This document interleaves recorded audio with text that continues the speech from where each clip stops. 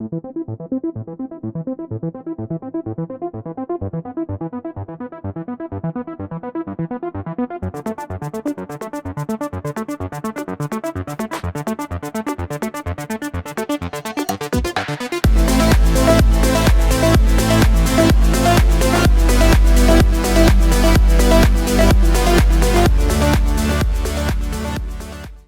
is HyBiz Tv. I am the director of Career Mosaic.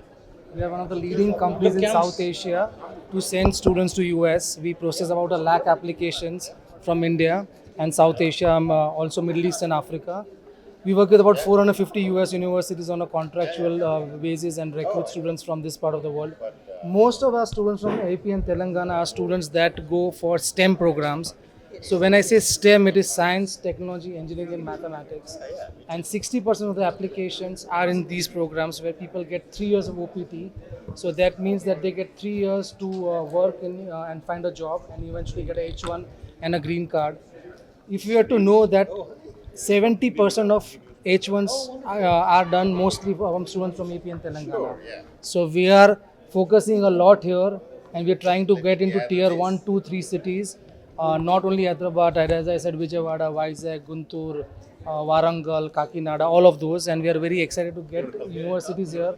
This is our third big conclave, and we will be doing every year these type of events where we get about 25 to 30 US universities to come talk, meet agents, meet students, go to colleges, and inform more and talk about scholarships, safety, which is a big concern for all of us.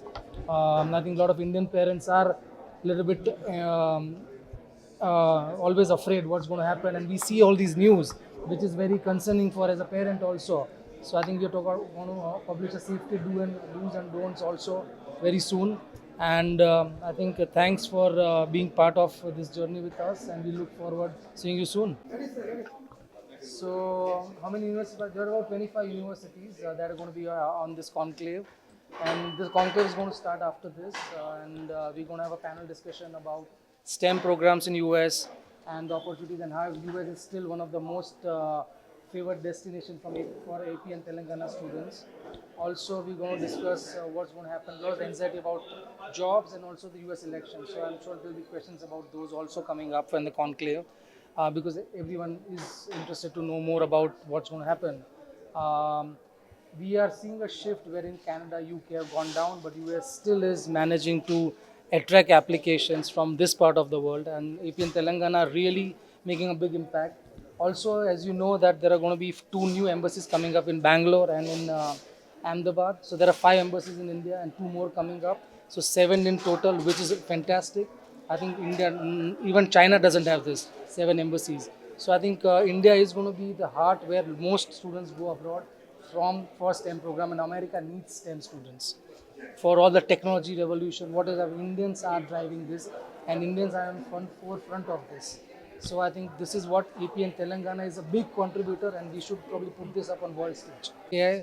So I think US has a lot of programs which are STEM, and of course a lot of AI based programs also. We strongly feel that AI is not going to take away the jobs. I think there are so many factors that will have to be built around AI, the data and all, and I think where Indian students from STEM are going to be part of that. So AI is going to add jobs, especially for STEM students from AP and Telangana, not take away jobs. So that's I think that's what we are seeing.